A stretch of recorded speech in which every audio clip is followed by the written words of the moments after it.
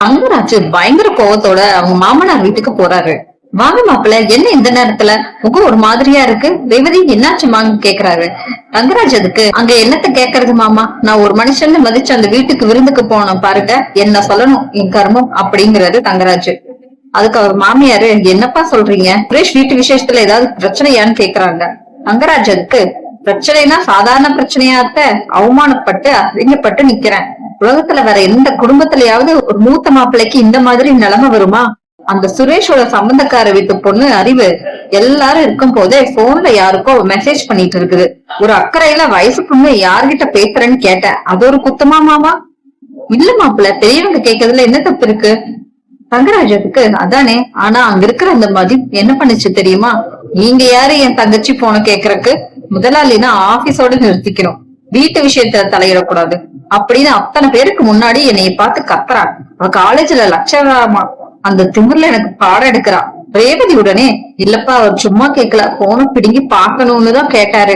உடனே தங்கராஜ், ஏய் ரேவதி வாய் மூடு, அங்க உன் புருஷனை அசிங்கப்படுத்தும் போது வேடிக்கை பார்த்துட்டு இருந்துட்டு இப்ப இங்க வந்து அவங்களுக்கு வக்காலத்து வாங்குறியாங்கிறாரு.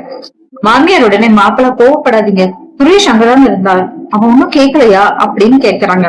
அதுக்கு தங்கராஜ், அவன் ஒரு சப் இன்ஸ்பெக்டர் கிரிமினலை புடிச்சு ஜெயில போடுறவன், பொண்டாட்டி முன்னாடி கை தட்டி வாய் குத்தி பொம்மை மாதிரி நிக்கிறான்.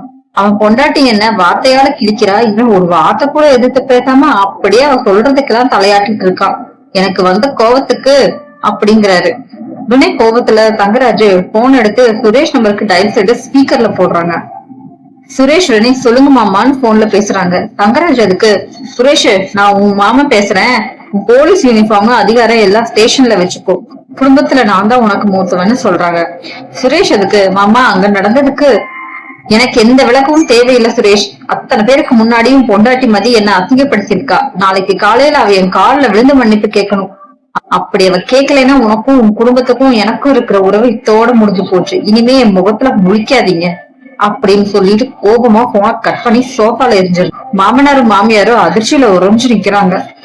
தங்கராஜோட மாமனார் உடனே, மாப்பிள்ள கொஞ்சம் நிதானமா யோசிங்க, சுரேஷ் போலீஸ்ல இருக்காரு, 4 பேருக்கு தெரிஞ்ச பெரிய அதிகாரி, அவர்கிட்ட போயிட்டு அப்படிங்கிற உடனே தங்கராஜ் அதுக்கு, போலீஸா இருந்தா எனக்கு என்ன மாமா பயம், நான் என்ன கஞ்சா கடத்துறேனா இல்ல திருடுறேனா, உழைச்சு சம்பாதிச்சு கார்ல போற வேணாம், என் காசுல என் அந்தஸ்துல வாழ்றவங்களுக்கு வேணா அவன் போலீஸா தெரியலாம், எனக்கு அவன் வெறும் மச்சா முறைதான், போலீஸ்ன்ட்டு நீங்க அவனுக்கு ரொம்பத்தான் ஐசுக்கிறீங்க, அந்த வேலையே நான் வாங்கி கொடுத்ததுதாங்கிறாரு. ஆனா அவனுக்கு ஒரு பொம்பளை அடக்கு துப்பு இல்லைங்கிறது இன்னைக்கு ஊர் உலகத்துக்கே தெரிஞ்சு போச்சு.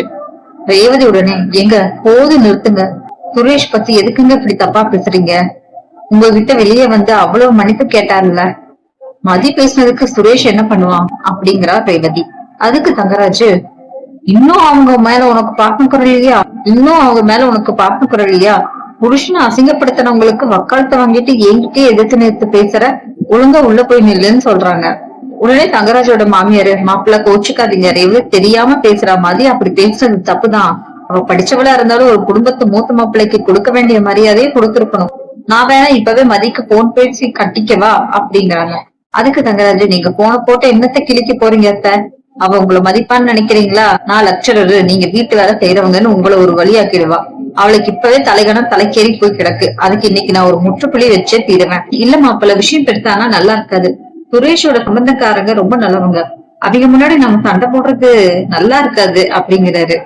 தங்கராஜ் உடனே, அவங்க நல்லவங்களோ கெட்டவங்களோ எனக்கு கவலை இல்ல, அந்த அறிவு பொண்ணு நாளைக்கு எவனையாவது இழுத்துட்டு ஓடும் போதுதான் இந்த மதியோட அப்பாவுக்கு அந்த சப் இன்ஸ்பெக்டர் சுரேஷுக்கு புத்தி வரும், அப்ப அவங்க என் காலில் வந்து விளத்தா போறாங்க, ஆனா அதுக்கு முன்னாடி எனக்கு நடந்த அசிங்கத்துக்கு அந்த மதி என் வீட்டு வாசல்ல வந்து நின்று நியாயம் சொல்லியே தீரணும் அப்படிங்கிறாரு தங்கராஜ். ரேவதி அதுக்கு, நீங்க பண்றது கொஞ்சம் கூட சரியில்லைங்க, ஒரு சின்ன விஷயத்த பேணுன்ட்டு பெருசு பண்றீங்க.